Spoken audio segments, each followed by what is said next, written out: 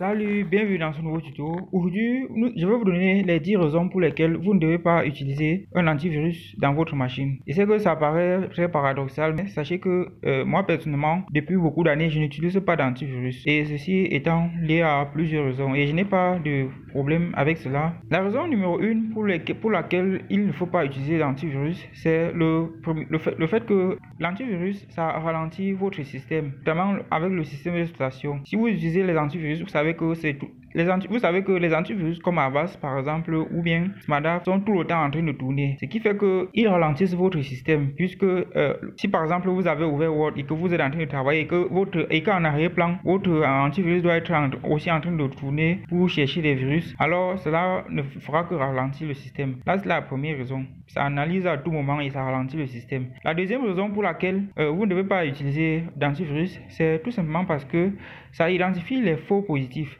C'est-à-dire quoi, parfois, si vous utilisez par exemple Avast, vous savez que parfois, vous est déjà arrivé que vous voyez qu'un fichier dans votre machine est bien un fichier que vous utilisez et que ça vous sert. Et quand vous lancez le scan, vous vous rendez compte que Avast dit que ça a détecté un virus et que c'est votre fichier que vous utilisez et qui n'a pas de problème là, qui est le virus. Vous voyez que c'est cette erreur là que les antivirus font souvent. Le fait de confondre un fichier normal à un fichier virus ou à un virus. Donc c'est la deuxième raison. Maintenant, la troisième raison, c'est la complexité de certains antivirus. Vous savez, il existe toute une panoplie d'antivirus. Certains antivirus sont tellement difficiles d'utilisation et de manipulation, ce qui fait que parfois même il faut se former pour pouvoir bien manipuler et utiliser certains antivirus. La raison numéro 4 pour laquelle vous ne devez pas utiliser d'antivirus, c'est tout simplement lié au fait que, lié au coût élevé de ces antivirus là. Vous savez, qui parle d'antivirus parle de l'acheter, et qui parle d'acheter parle de mise en jour de temps en temps.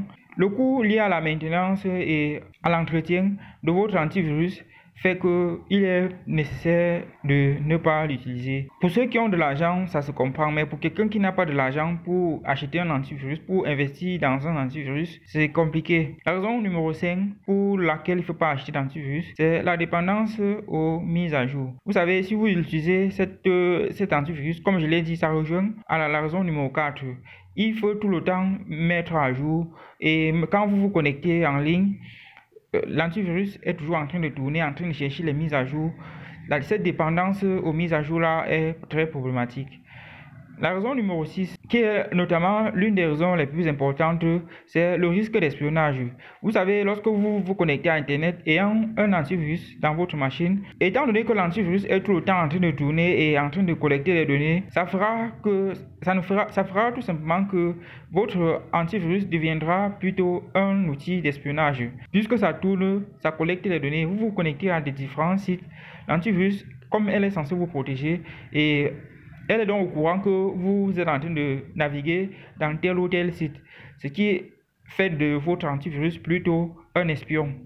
Au lieu que ça vous protège, c'est plutôt un espion. Donc là, c'était la raison numéro 6. La raison numéro 7, c'est l'interférence avec les autres logiciels. Vous savez, parfois, lorsque vous utilisez votre antivirus et qu'il y a certaines applications dans votre machine, alors votre antivirus se met à combattre ces applications-là. Autrement dit, il existe des applications que votre antivirus ne va pas admettre ou bien ne va pas accepter que ça s'installe dans votre machine.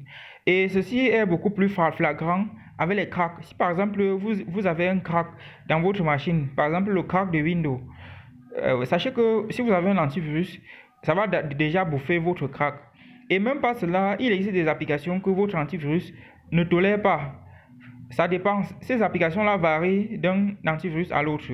Par exemple, Photoshop peut être refusé par Avast et être accepté par Smartaf ou bien par Note32. Donc, autant de choses.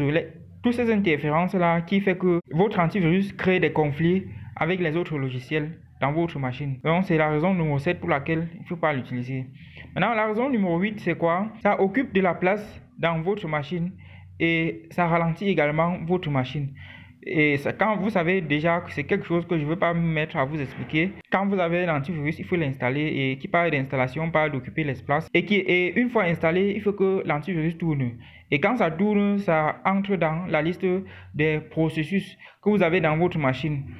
et ce qui fait que votre machine devient lente. La raison numéro 9 pour laquelle il ne faut pas utiliser d'antivirus, c'est le fait que c'est la perte de connexion liée à son utilisation. Si vous vous connectez souvent en ligne, vous savez que pour ceux qui utilisent des antivirus, parfois vous vous déconnectez involontairement. C'est-à-dire parfois quand vous lancez la connexion, vous êtes connecté, à un moment donné, de temps en temps, votre connexion s'arrête. Cela est souvent aussi lié à l'utilisation des antivirus qui stoppent la connexion Internet à certains moments donnés. Et ça provoque aussi les écrans bleus liés à cela. Donc, autant de choses. Maintenant, alors, la 10e raison, c'est tout simplement l'une des raisons résumées. Puisque votre antivirus tourne, ça ralentit votre machine, et en plus de ralentir votre machine, ça peut aussi arriver, il arrive aussi parfois que certains antivirus ralentissent le démarrage de votre PC. C'est le cas pour des antivirus qui se lancent tout seuls au démarrage. Donc la 10e raison, c'est le fait que ça ralentit le démarrage de votre PC.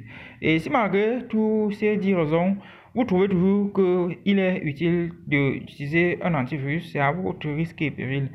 Et également, dans une vidéo qui va suivre celle-ci, je vais vous montrer comment est-ce que vous faites pour désinstaller votre antivirus. Puisque certaines personnes vont croire que s'ils désinstallent leur antivirus ou bien s'ils désinstallent leur application, en allant dans le panneau de configuration, cela se fera normalement. Certes, votre application se désinstalle à travers le panneau de configuration, mais il y a des résidus qui restent dans votre machine. Je vais donc, dans la vidéo qui suit celle-ci, dans une autre vidéo, vous montrer comment est-ce que vous pouvez faire pour désinstaller votre antivirus ou bien une application tierce dans votre machine de telle sorte qu'il n'y a aucun résidu qui reste. Puisqu'en passant par le panneau de configuration, il y a souvent des résidus de ces applications-là qui restent et qui ralentissent en même temps votre machine.